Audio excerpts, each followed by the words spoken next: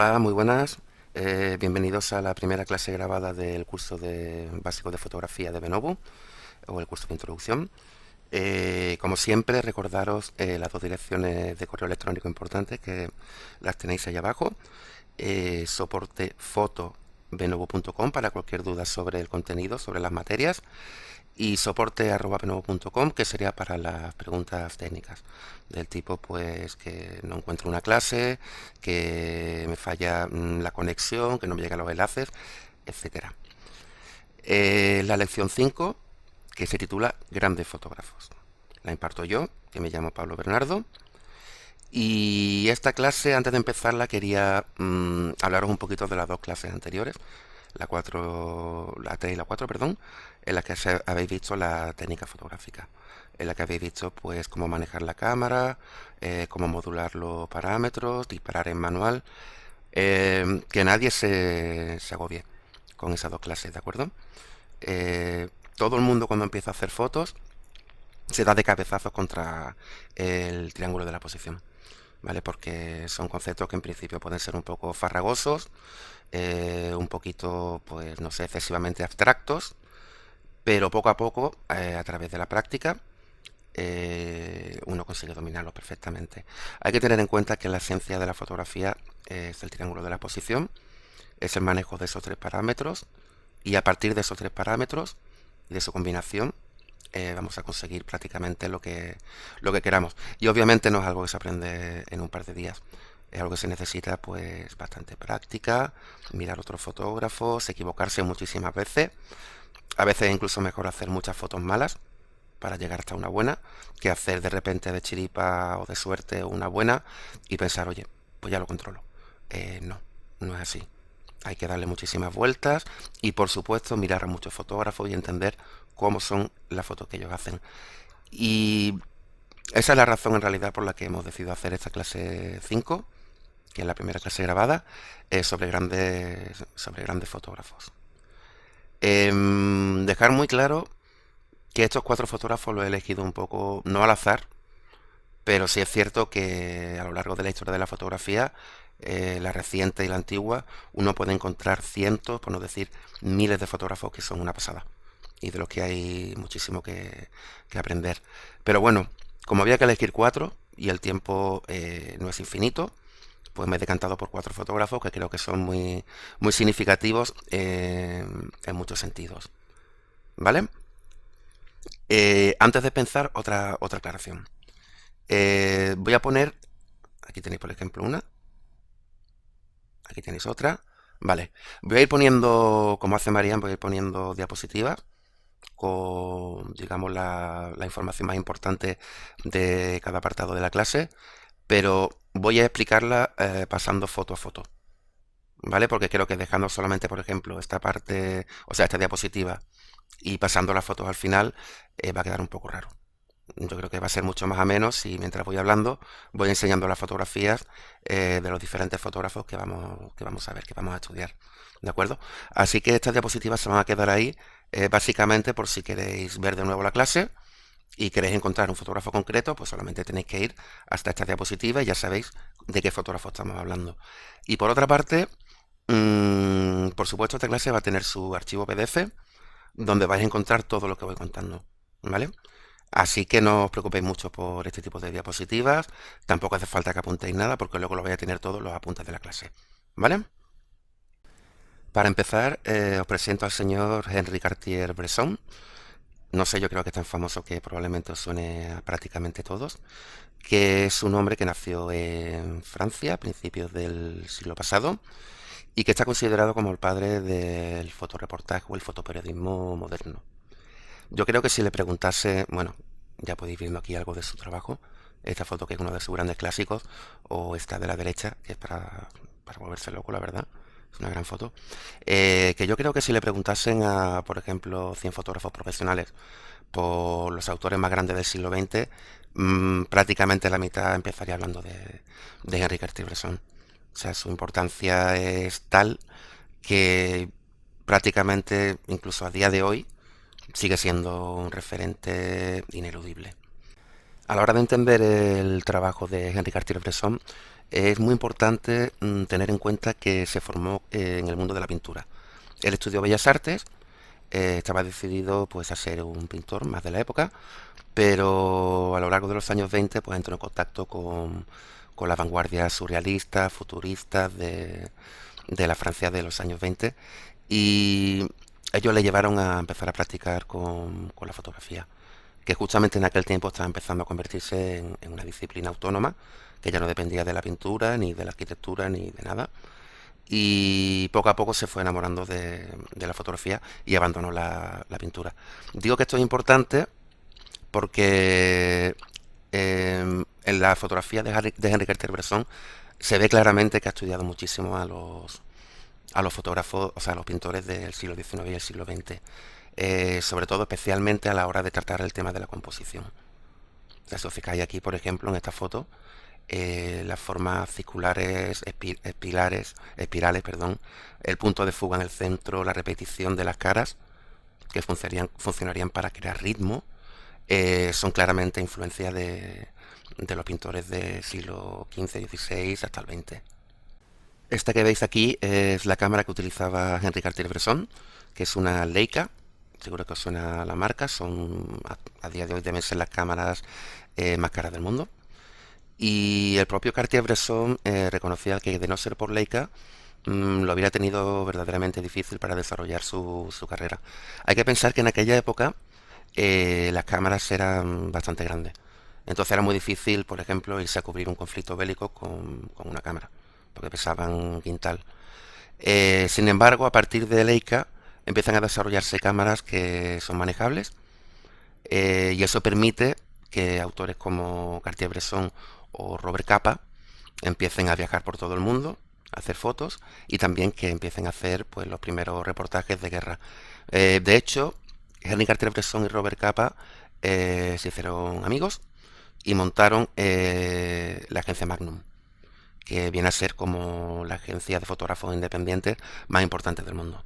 Es una especie, iba a decir una secta, pero no es así, no es una secta, perdón. Es como el Parnaso de los fotógrafos. O sea, para que una persona entre dentro de la agencia Magnum, tiene que ser de lo mejor del mundo. Y esa agencia pues la crearon Henri Cartier-Bresson y Robert Capa para tener pues una asociación dentro de la que cabiesen pues los autores independientes más brillantes del momento. Así que gracias a este tipo de cámaras, porque la tecnología siempre va unida al desarrollo del mundo de la fotografía, pues el señor Henri Cartier-Bresson pudo viajar pues prácticamente a lo largo de todo el mundo haciendo pues las fotos que vais a ver a continuación.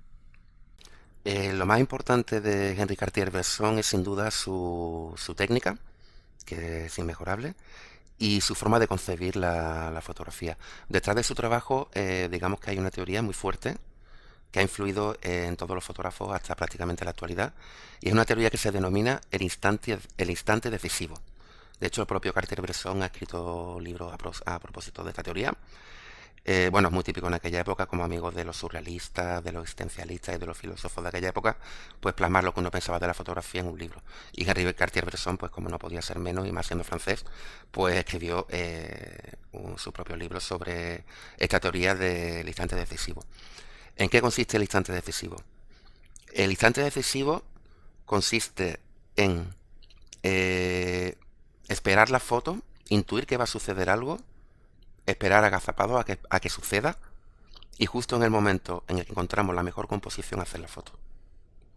Puede sonar muy complejo, pero en realidad no lo es. Yo creo que es algo que tenemos todos bastante interiorizado y es algo que nosotros mismos hacemos sin darnos cuenta, ¿no? Como me habéis comentado muchas veces, por ejemplo, sí, es que yo veo fotos cuando voy por la calle o de repente veo que va a suceder algo y espero y de repente lo capto. Eso sería la teoría del instante decisivo, ¿vale? Lo que pasa es que Cartier-Bresson fue el primero que se atrevió a expresarlo de una manera clara y a escribir incluso un libro hablando de ello. A nivel técnico, como podéis ver por ejemplo en esta foto que es muy famosa, Henri Cartier-Bresson siempre esperaba durante horas a que llegase un elemento concreto para componer la foto. Si os fijáis en esta foto, si fuese únicamente la escalera, está ya coja. Sin embargo, en el momento en el que pasa el ciclista, consigue la composición que estaba esperando. Eso es esperar el momento preciso. ¿De acuerdo? Lo veréis en la clase del lunes. Os pondré con composición fotográfica. Y, por ejemplo, esta foto es una foto que, aparte de manejar muy bien los cuartos, utiliza la sección áurea. Es algo que vais a ver el lunes. O sea que tampoco le doy muchas vueltas. Pero algo que era sumamente sorprendente en Cartier-Bresson es que siempre encontraba una composición donde en apariencia no había nada en principio. Y lo hacía gracias a lo que él denominaba el instante decisivo, de tener muchísima paciencia, no intervenir en la escena nunca y esperar al momento oportuno para captar el instante preciso en el que está sucediendo algo. Esta foto, pues, un poco de lo mismo. La composición, la línea prácticamente en el centro, los dos planos, la mirada, la otra persona con los ojos cerrados, la espontaneidad. Otra maravilla del señor Cartier-Bresson, la composición en el centro, la figura repartida por el centro, los blancos que sirven para enmarcar, eh, ese niño a punto de lanzar la piedra, eso sería el instante decisivo. En lo que se refiere a equipo, bueno, otra maravilla del señor Bresson, cómo utiliza el espacio negativo rodeando al perro, la mirada del perro, el contraste de los blancos con los tonos neutros y los negros.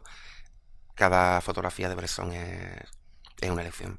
Así que os recomiendo que os vayáis a Google, pongáis Henri Cartier-Bresson y empecéis a mirar cosas porque es tremendo. Si podéis pillaros un libro sobre él, mejor.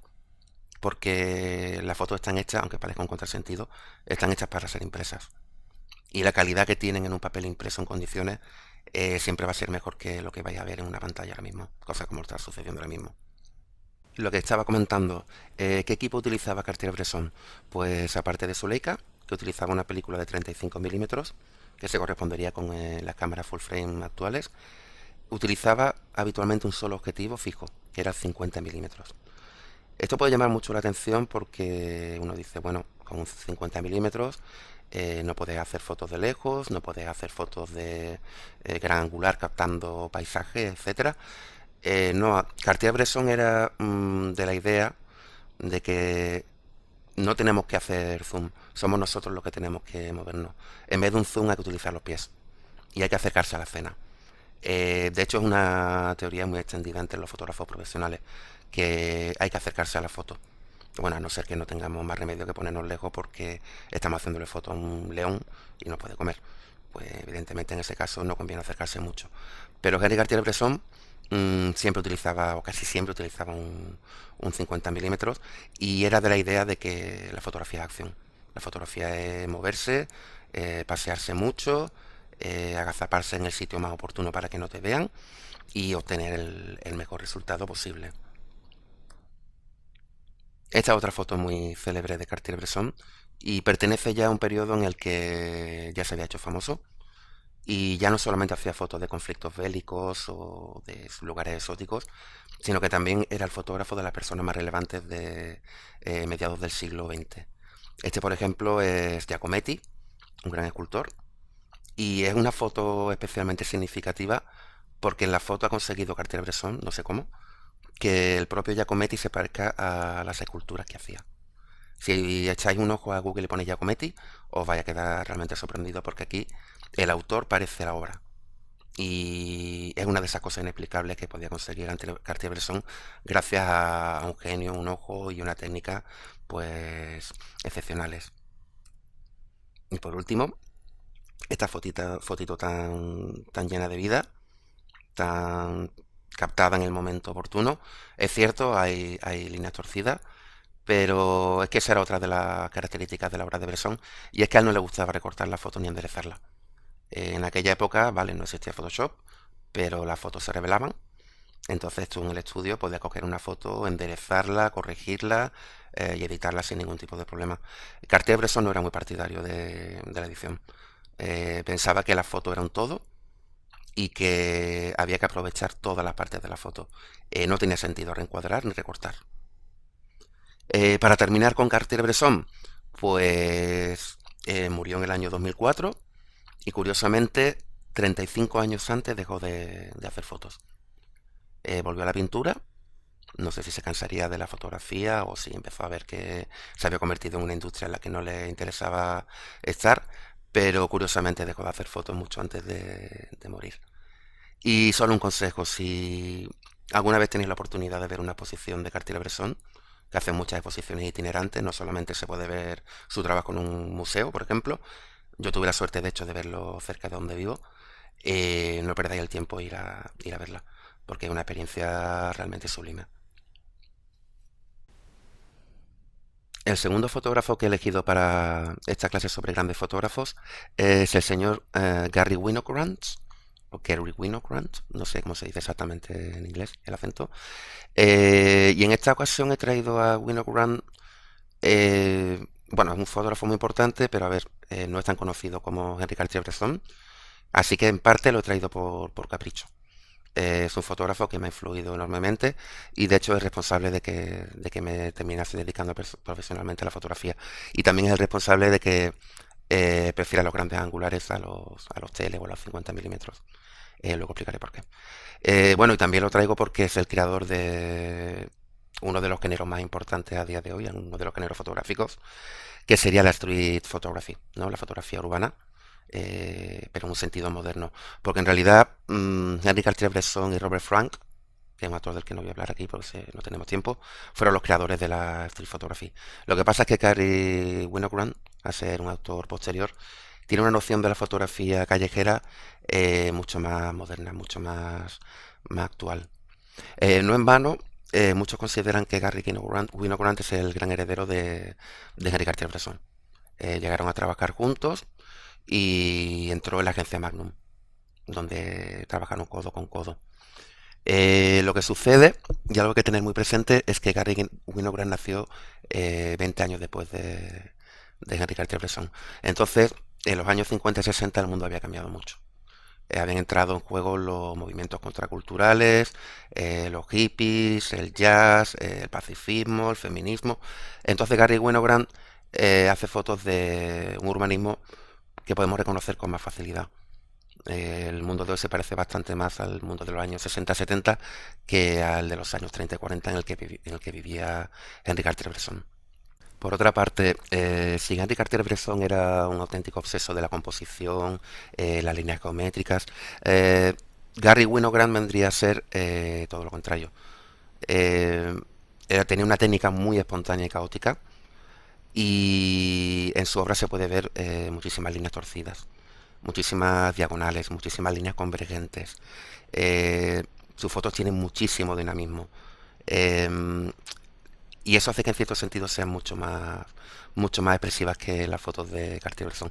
Aquí, por ejemplo, tenéis un ejemplo, ¿no? Esas líneas que entran desde atrás es una foto a contraluz y como está todo torcido, como hay una especie de marasmo de líneas que producen una sensación de vitalidad, de dinamismo. Esto se nota mucho en el equipo que utilizaba Gary Winogrand y en su técnica.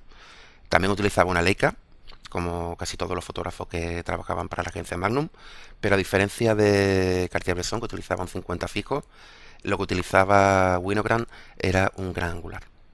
¿De acuerdo? Abría muchísimo el campo y además, antes de salir de su casa, preenfocaba el objetivo. Esto quiere decir que una vez estaba en la calle no se preocupaba de enfocar. Ya había decidido dónde iba a caer el enfoque, con lo cual solamente tenía que ir caminando y disparar. Eso le daba una espontaneidad, un ritmo, una libertad que, por ejemplo, no tenía Cartier-Bresson. Juega un poco con el azar, juega con el ritmo, juega con el jazz. Es un fotógrafo propio de los años 60 y 70, de la contracultura, de la imaginación. Si os fijáis en sus fotos, es un autor que tiene una visión muy crítica de la sociedad. Cartier-Bresson era bastante aséptico en ese sentido. Vivió unos tiempos bastante más formales, bastante menos inquietos. Sin embargo, Winogrand estaba asistiendo a un periodo bastante convulso de la historia. Había guerras en medio mundo, estaba despertando pues la libertad sexual, el feminismo, y eso se puede ver claramente en todas sus fotos. Y por otra parte es un autor que tiene una capacidad narrativa, una capacidad para contar algo con una imagen de 2 dimensiones que es impresionante. Esta foto es, por ejemplo, impresionante en ese sentido. Dos chicas pasando, vestidas pues como en aquella época no sería lo más correcto, y la mirada de todas las personas mayores mirándolas, ¿no? o también hacía metáforas que uno no se ve venir. ¿No? Por ejemplo, tuvo una época en la que se obsesionó por el zoo del Bronx de Nueva York y se dedicó, pues, no sé cuántos meses a ir allí todos los días a ver qué veía. Y esta es, por ejemplo, una de sus fotos más icónicas de aquel periodo. ¿Qué relación hay entre esta señora y los dos rinocerontes? Pues no tengo ni idea, de verdad. Winogrand no era como Cartier-Bresson, que se dedicaba a contar en un libro qué es lo que hacía y por qué lo hacía. No se manifestaba en un sentido ético, de qué es bueno y qué es malo, sino simplemente te mostraba la imagen y deja al espectador que decida.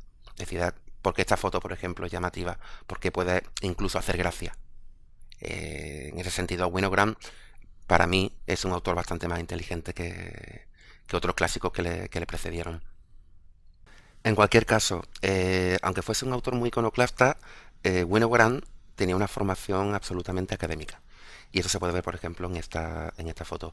Cuando le daba la gana, podía hacer una foto con líneas rectas, perfectamente compuesta, como podéis ver aquí. Dos personas que llaman la atención, entre personas comunes.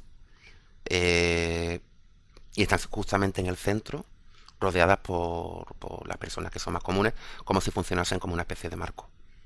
O sea, está claro que era un autor que tenía una intuición compositiva o una capacidad para ver escenas y fotos que muy pocos otros autores tienen.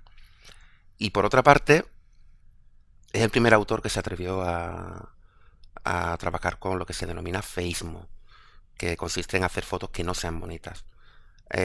Prácticamente hasta que rompió Winogrand se consideraban que las fotos debían ser bonitas, debían expresar algo bello, probablemente como deuda con la pintura, no con la pintura del siglo XIX. Con Winogrand se rompe un poco esa noción de la fotografía y Winogrand considera que para que una foto sea buena no es necesario que la foto sea bonita. Así que es muy sencillo encontrar dentro de su producción muchas escenas grotescas. Por eso decía antes que era bastante crítico con la sociedad que le había tocado vivir. Le gustaba mucho mostrar contrastes, mostrar decadencia, mostrar ese momento justo en el que una persona deja de ser bella para ser algo diferente, un poco monstruoso. Eh, Eso es marca Winogrand. Y de hecho es algo que hemos heredado todos los fotógrafos de finales del siglo XX y principios del siglo XXI. ¿No? Ya se puede hacer unas fotos de prácticamente lo que considere, siempre y cuando cuente una historia. ¿No? Como esta foto que parece que encierra algún tipo de acertijo o algún tipo de relación que no llegamos a entender del todo, pero que de alguna forma pues, podemos vislumbrar. ¿Veis? Aquí otra gran foto que contiene una historia. Es una foto increíblemente narrativa. Uno puede decir, bueno, está un poco movida y tal, no está del todo definido. Da igual, da igual. Es una foto con una fuerza tremenda. A veces el hecho de tener una gran técnica y hacer una foto perfecta no tiene ningún sentido si no se está contando algo. Y esta foto es un buen ejemplo de eso. La mirada de ese hombre con la nariz rota, no ya no se plantea por qué parece tan enfadado, cómo se ha roto la nariz, porque está mirando de esa forma a su pareja. El coche que está pasando de fondo, ¿no? Que mete movimiento, dinamismo, no sé. En serio, miraron muchas cosas de Winogrand porque es una fuente de inspiración tremenda y sobre todo a un nivel narrativo. A nivel narrativo yo creo que hay pocos fotógrafos que sean capaces de contar tanto con tan pocos elementos. Nuestro tercer fotógrafo es Sebastião Salgado, que probablemente, aunque no lo conozcáis, os tiene que sonar por la fuerza, porque si antes hablaba de Henri Cartier-Bresson como el fotógrafo más importante o más influyente del siglo XX, Sebastião Salgado viene a ser como el mejor fotógrafo de todos los tiempos. Esto es una chorrada, obviamente no existe el mejor fotógrafo de todos los tiempos, igual que no existe el mejor escritor de todos los tiempos, o el mejor futbolista, o lo que sea. Hay muchísimas disciplinas dentro de la fotografía y comparar a Sebastián Salgado, por ejemplo, con Cartier-Bresson o con un retratista o con un fotógrafo de eventos no tiene ningún sentido. Lo que sí es cierto es que Sebastián Salgado es un fotógrafo descomunal. O sea, es un fotógrafo que hace que muchísima gente se enamore de la fotografía y que incluso aquellas personas que no entienden nada de fotografía se queden prendadas de su trabajo. porque tiene un estilo muy épico, llama muchísimo la atención y es el típico fotógrafo pues que uno quiere colgar en su foto, me refiero, en las paredes de su casa, ¿no? Porque hace unas fotos preciosas. Por otra parte, la vida de Sebastián Salgado llama muchísimo la atención. Es un ejemplo en muchos sentidos para mucha gente, porque no solamente es un fotógrafo, es un gran humanista, es un ecologista y es un activista, no una persona que se dedica únicamente a hacer fotos. Y su vida es realmente curiosa porque, al contrario que Cartier-Bresson o Winogrand, que se habían formado para ser fotógrafos, él no estudió fotografía, era un fotógrafo autodidacta. De hecho, bueno, él nació en Brasil en 1944 y estudió economía. Él era economista. Sin embargo, hizo un viaje con su esposa, que es arquitecta, fueron a África y fue su esposa que tomaba fotos de los edificios que le interesaban, la que le dijo que probase la cámara. Empezó a hacer fotos allí en África y descubrió que aquello le tenía enamorado, que la fotografía era lo que verdaderamente le interesaba.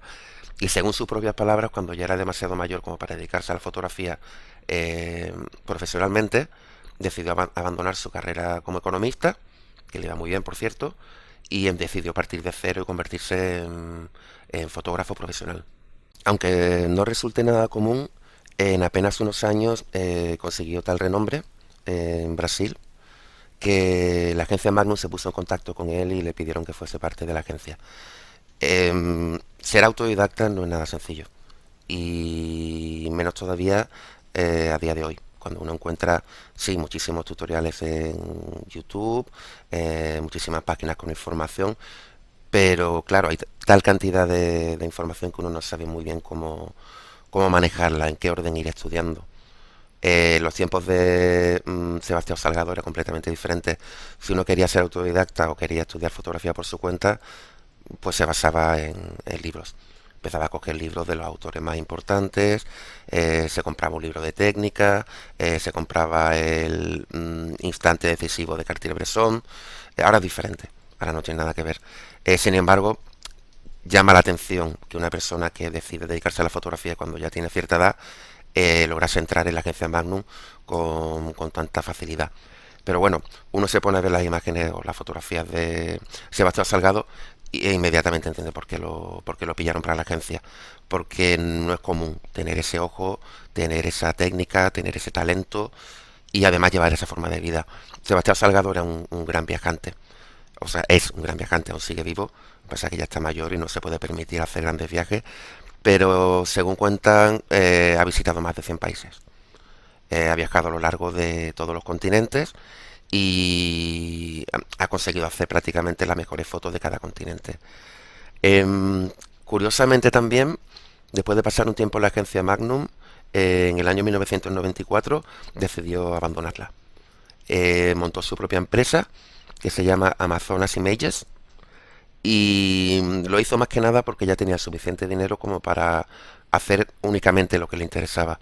No tenía que recibir órdenes de nadie y aparte podía dedicarse por entero a aquello que realmente le interesaba, que era mostrar la belleza del mundo, cómo el cambio climático está cambiando la naturaleza y por otra parte mostrar la belleza del ser humano, sobre todo el ser humano en su vertiente más desfavorecida. Los pobres, los emigrantes, eh, las personas que tienen menos recursos, etcétera. Al contrario que la mayoría de los fotógrafos que trabajan por encargo. O sea, por encargo.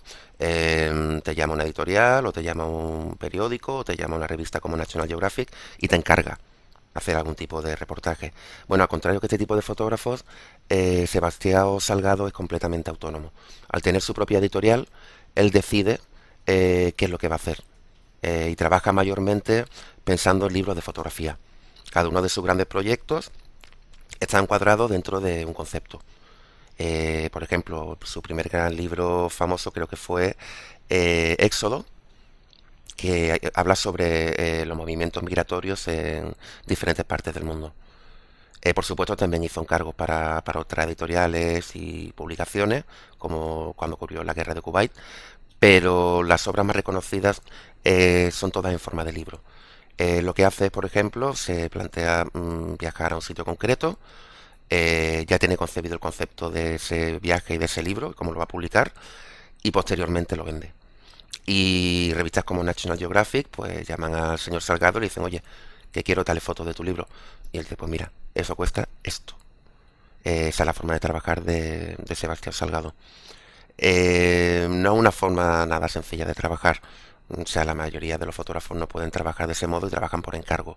Sin embargo, el talento y el renombre que alcanzó Sebastián Salgado en poco tiempo le permitió trabajar básicamente a través del concepto de libro fotográfico. Por eso comentaba antes que es tan importante lo de comprarse libros de fotos. Muchas fotos están concebidas para formar parte de un conjunto, de una serie, y se ven muchísimo mejor impresas. Y más en el caso de Sebastián Salgado, que tiene un blanco y negro probablemente de los más bonitos que existen. En lo que se refiere a su estilo y a su técnica, bueno, a nivel técnico es la pura perfección. Sebastián Salgado trabaja con todo tipo de objetivos, no es como Cartier-Bresson que trabajaba con un 50 o Winogrand que trabajaba con grandes angulares, él utiliza todo. Si necesita un tele, pues monta un tele, si necesita un gran angular para hacer un paisaje, utiliza un gran angular y no tiene ningún tipo de miedo a la hora de utilizar diferentes técnicas. Es un fotógrafo omnímodo, por decirlo de algún modo, ¿no? Es un fotógrafo que se adapta a las circunstancias y sabe extraer de cada situación o de cada escena lo mejor.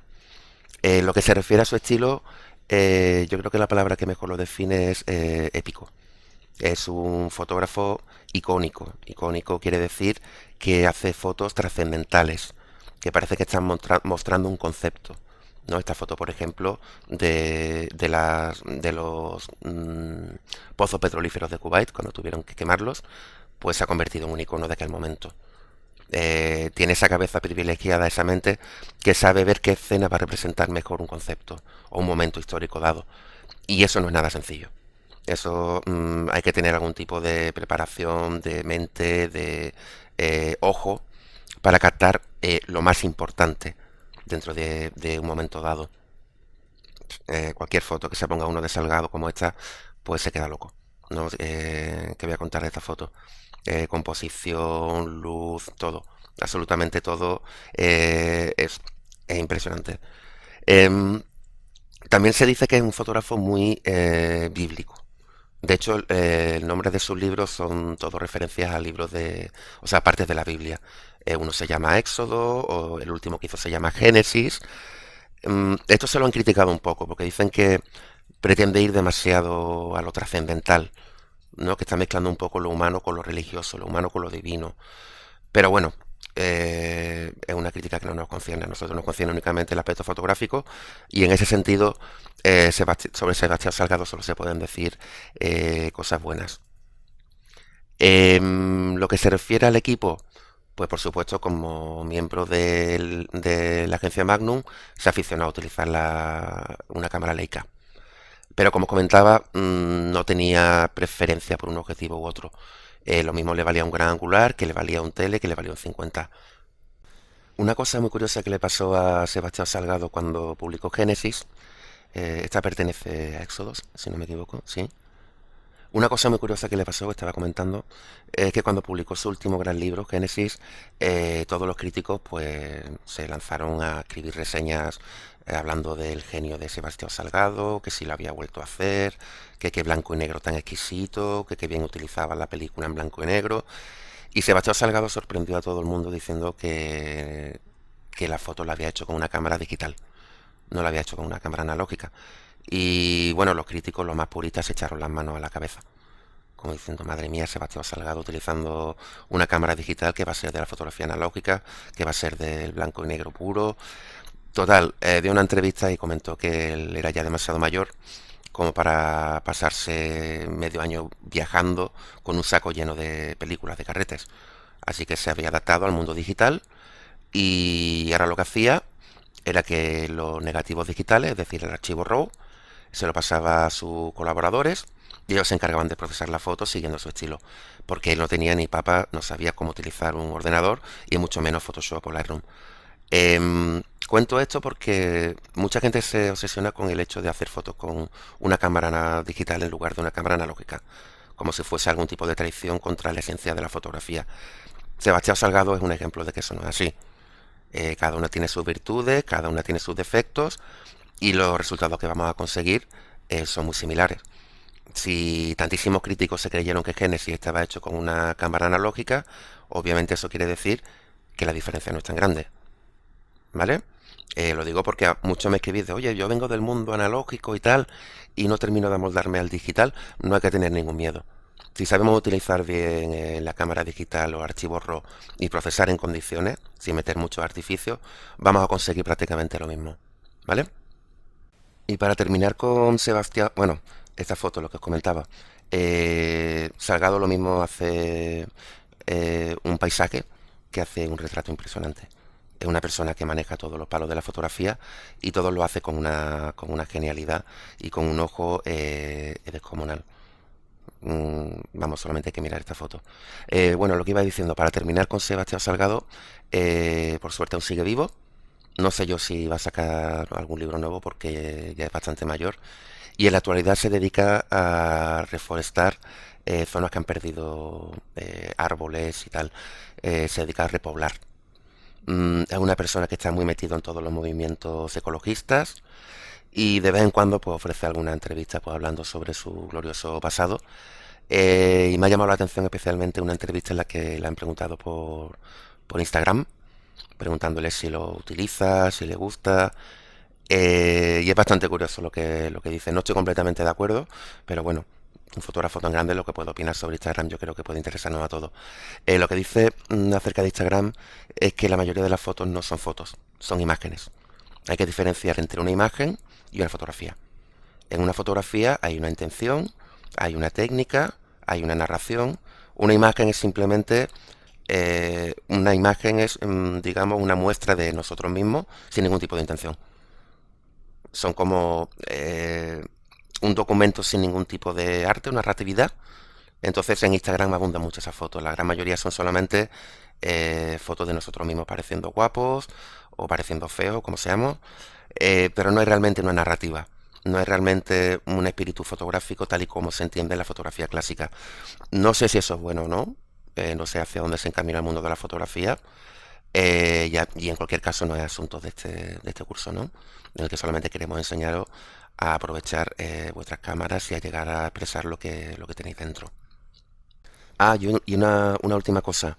Si os decidís a compraros algún libro de Sebastián Salgado, por Amazon o lo que sea, no os asustéis por los precios, ¿vale? Los libros de fotografía son muy caros. Y son muy caros porque utilizan un papel de mucho gramaje, o sea, muy grueso, de mucha calidad, y que es prácticamente papel fotográfico. Así que no os asustéis si os acercáis a la obra de Salgado y decidís pillar un libro, porque es bastante caro. Hacer libros de fotografía cuesta mucho dinero. No se utiliza el mismo proceso que se utiliza para imprimir, por ejemplo, un libro cualquiera, que se utiliza un papel muy fino, solamente blanco y negro, tinta de muy poca calidad. No, los libros de fotografía son en sí mismos son obras de arte. Pero bueno, que merece la pena hacerse con este tipo de libros, ¿vale? Y para terminar con esta clase sobre grandes fotógrafos, voy a traer al fin a una mujer que además trabaja habitualmente en color, aunque también es una maestra de blanco y negro, y es Annie Leibovitz. Para que os hagáis una idea, es la fotógrafa mejor pagada del mundo. Vamos, no hay ningún fotógrafo ni ninguna fotógrafa que cobre más que ella. Y ella misma es un personaje público, es un personaje muy famoso. Y ella misma todo lo que hace pues es noticia. Mm, para que os hagáis una idea, ahí a la derecha tenéis una de sus fotos más famosas, que es la foto de John Lennon desnudo abrazado a Yoko Ono. Y es una foto que hizo horas antes de que matasen a John Lennon. Lo hizo en el edificio Dakota, en el hotel donde residía. Y obviamente pues ella también se convirtió en un icono, no solamente gracias a esta foto, ya venía haciendo un trabajo muy importante a lo largo de los años 70, pero obviamente el hecho de haber estado ahí, de haber conocido a John Lennon justo en ese momento, pues le dieron más renombre aún. No estoy diciendo en absoluto que esa sea la razón por la que es famosa, pero sí es verdad que ha hecho algunas de las fotos más icónicas e importantes de los últimos 40 o 50 años. Su historia también es bastante curiosa. Estudió Bellas Artes, igual que muchos otros fotógrafos. Y un día se presentó en las oficinas de la revista Rolling Stone con su portfolio e inmediatamente decidieron que querían que ella colaborase con la revista. Y en solo 2 años pasó de ser una freelance, una autónoma, para convertirse en la fotógrafa jefe de Rolling Stone. O sea, su talento era tan inmenso que no dudaron en darle el puesto más importante dentro de la sección de fotografía de una revista tan importante e icónica como Rolling Stone. También tuvo mucho que ver el hecho de que se pasó un año entero de gira con el grupo, con los Rolling Stones, alrededor del mundo, y se trajo de vuelta pues algunas de las fotos más icónicas del grupo. Que por ejemplo tenéis una de un concierto de los años 70. Es una fotografía con muchísimo mérito. Por supuesto está hecha con una cámara analógica. De los años 70 aún no existen las cámaras digitales. Y como veis está utilizando un gran angular. Solo tenéis que fijaros en la desproporción que hay en las piernas de Keith Richard, ¿no? Las botas son más grandes que su cabeza. Obviamente eso no es una visión natural, no es un 50 milímetros. Está utilizando un gran angular. Y por otra parte, está haciendo uso del instante decisivo de Henri Cartier-Bresson. No está esperando al instante preciso en el que Mick Jagger salta. Y en esta época es una foto que tiene mucho mérito porque antiguamente las cámaras no tienen una velocidad de obturación como las que tienen las cámaras digitales actuales. Eh, es una foto muy difícil y es una muestra de lo que ya era Annie Leibovitz incluso antes de ser una fotógrafa famosa. Después de pasarse prácticamente una década metida en el mundo de los conciertos, los espectáculos, decidió abandonar Rolling Stone y empezó a trabajar para Vanity Fair y Vogue. Se pasó al mundo de la moda, la gente famosa, los actores, ella misma era ya una persona famosa. Y lo hizo más que nada porque en los años 70 se castigó bastante. Tuvo una vida bastante extrema y decidió calmarse, dedicarse a otro palo de la fotografía y se convirtió en la fotógrafa editorial más importante de todos los tiempos. Cada vez que una persona famosa de renombre quería una foto, pues pedía a Annie Leibovitz. Por ejemplo, aquí tenéis una foto de la reina de Inglaterra, no podía hacer otra persona que ella. En España tuvimos un caso parecido con la gran Cristina García Rodero, que hizo las fotos de los reyes de España. Yo prefiero a Cristina García Rodero, aunque no tenga nada que ver con Annie Leibovitz. Pero bueno, volviendo a Annie Leibovitz, es la persona indicada para hacer las fotos a las personas más representativas de la cultura occidental moderna. Eh, a nivel técnico, poco se puede decir de Annie Leibovitz o todo. Cualquier cosa que diga va a ser poca, porque es una persona que probablemente es la fotógrafa o el fotógrafo que mejor controla la técnica en todos los aspectos. Utiliza color, utiliza blanco y negro, es un genio creando escenografía, o sea, colocando los elementos dentro de la escena para que la foto sea perfecta y maneja la luz como, o sea, la luz artificial como poco fotógrafo. Esta foto, por ejemplo, sirve para mostrar lo que estoy diciendo. Una foto a su amigo que es Richard, probablemente ya pues hace poco. Aquí se ya aparece el señor Richard, que es bastante mayor, y todo lo que hay en la habitación, la luz, los colores, los tonos, el encuadre, la composición, todo está perfectamente calculado. Es una foto perfecta, no tiene ningún tipo de fisura. La mirada mirando hacia el espacio negativo, la postura de la mano, todo está perfectamente calculado, no hay ni una sola luz quemada, no hay ni un solo negro que no tenga información. Es la perfección dentro de la fotografía editorial. Aquí la fotografía que os comenté de la reina de Inglaterra, fotografías de moda. Mira mirad en esta foto, por ejemplo, cómo utiliza el movimiento, cómo la persona está saliendo del encuadre, cómo la línea de la izquierda equilibra la composición. Cada foto de Nile Leibovitz es como una clase de fotografía. Uno se puede pasar horas mirando cada foto y aprendiendo algo nuevo. De hecho, cada vez que Nile Leibovitz le hacen un nuevo encargo, el mundo de la cultura convulsiona, no el mundo de la fotografía. Es tal su importancia, es una persona tan reconocida y tan admirada que cada vez que va a hacer algo nuevo aparece publicado en todos sitios. Por ejemplo, esto es una serie que le mandó Disney, que le pidieron que acogiese a una serie de actores para representar escenas de sus películas. Y por supuesto, antes de que lo hiciese, pues ya todo el mundo sabía que Neil Leibovich iba a hacer un trabajo impresionante. Es una forma también de conseguir publicidad. Si contratas a Neil Leibovich, antes incluso de que aparezcan las fotos, ya estás haciendo publicidad de tu producto. Es lo que tiene que trabajar con una persona con un talento semejante. Sin embargo, esta sesión, la que hizo para esta otra de las sesiones para Disney, recibió unas críticas bastante negativas. Más que nada porque decían que eran fotos muy artificiales. ¿Vale? Que eran fotos en las que se había cortado, colado con el retoque. Se notaba demasiado que era Photoshop, que es digital. Sin embargo, cuesta bastante creer que Leibovitz no se diese cuenta de eso. Hay muchos otros críticos que dicen que lo hizo queriendo, que para mostrar que se trataba de un mundo onírico, un mundo fantástico, pues exageró bastante la edición digital de la fotografía. Yo creo que tienen bastante razón los que opinan que lo hizo queriendo. Es una persona con una experiencia tan inmensa, con un talento tan grande para manejar la luz, el procesado, la fotografía analógica, la fotografía digital. Es bastante difícil de creer difícil creer que se pudiese equivocar en algún sentido. Al contrario que otras leyendas vivas de la fotografía, como Sebastián Salgado, Eni Leibovich no tiene ningún tipo de miedo a los avances tecnológicos, la fotografía digital, Instagram. Es una persona que está siempre a la moda, ¿no? A la última.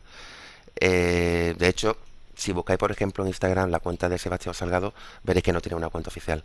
Si buscáis la cuenta de Eni Leibovich, pues la vais a encontrar y podéis seguirla y veréis sus publicaciones. Es una persona que no le tiene miedo a la tecnología y al avance.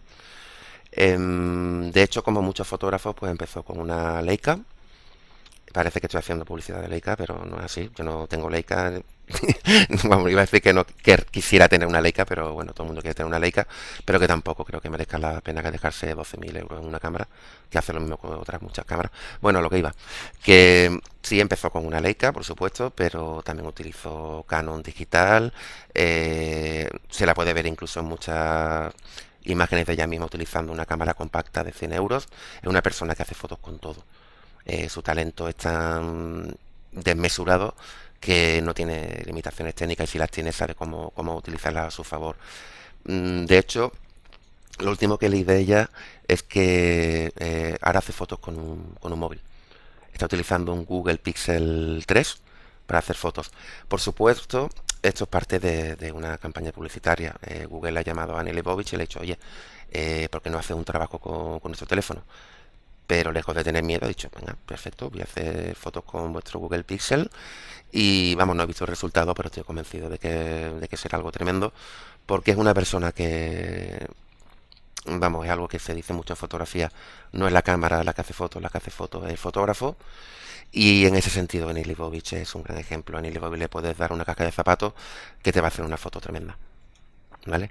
En este caso, sí hay muchos libros sobre Annie Leibovich, como lo hay sobre Salgado, Bresson o sobre Winogrand, pero podéis encontrar también su trabajo en revistas, lo que hace que sea bastante más fácil hacerse con su fotografía sin tener que dejarse un dineral, ¿vale? Conclusiones sobre esta clase. Pues la principal, que hay que mirar fotos como si no hubiese un mañana, ¿vale? A los que realmente os interesa la fotografía, lo más importante es aprender mirando lo que han hecho otros autores que han marcado pues una historia, la historia de la fotografía. Los autores que he ido mostrando, por ejemplo, son solamente cuatro ejemplos, pero como decía al principio, hay cientos, hay miles. Y yo creo que es importante encontrar un fotógrafo con el que nos sentamos identificados, que veamos sus fotos y digamos, pues mira, yo lo que quiero hacer es esto. Y en principio no hay que tener miedo a, entre comillas, copiar, ¿vale? No se trata de copiar, sino que se trata de aprender, al menos en principio. Después de estar 20 años haciendo fotos, obviamente no vas a copiar a nadie. Ya has encontrado un estilo, has encontrado tu propio camino y sabes qué es lo que quieres hacer y cómo hacerlo. Pero ahora al principio no hay que tener miedo de ver una foto y decir, oye, ¿qué es lo que he hecho aquí? Voy a intentar hacerlo yo mismo. Así que a partir de ahora, cuando veáis una foto, no os quedéis solamente con la primera impresión. Intentad entender qué es lo que hay detrás de esa foto, qué objetivo puede haber utilizado, qué velocidad de obturación, qué apertura del diafragma, qué sensibilidad, cómo llegó a esa escena, si la planificó, si es espontánea, qué es lo que está intentando transmitir, qué composición ha empleado. La fotografía es un lenguaje tan complejo como puede ser el lenguaje literario. Tiene su propia gramática, su propia ortografía, y eso es básicamente lo que estamos viendo en este curso. Y por supuesto es muy importante lo que visteis en las dos clases anteriores, cómo manejar la cámara, pero también es muy importante mirar fotos, ¿vale? Así que nada, espero que estos 4 autores os hayan inspirado de alguna forma. La semana que viene publicaré un post en el blog que va justamente sobre otros fotógrafos, que no he comentado aquí. Y como no tenemos chat, para algunos por suerte, porque sé que a algunos no hace mucha gracia, pues nada, ahí tenéis la dirección de correo electrónico de de foto.soporte@benovo.com, y ahí podéis mandarnos a María y a mí todas las dudas que tengáis sobre esta clase, ¿vale? Pues nada, nos vemos el lunes, que veremos la clase de composición, que por cierto estaría muy bien que la vieseis y que luego volvieseis a esta clase, a las fotos que hemos ido viendo, para que veáis qué reglas compositivas han ido utilizando, ¿vale?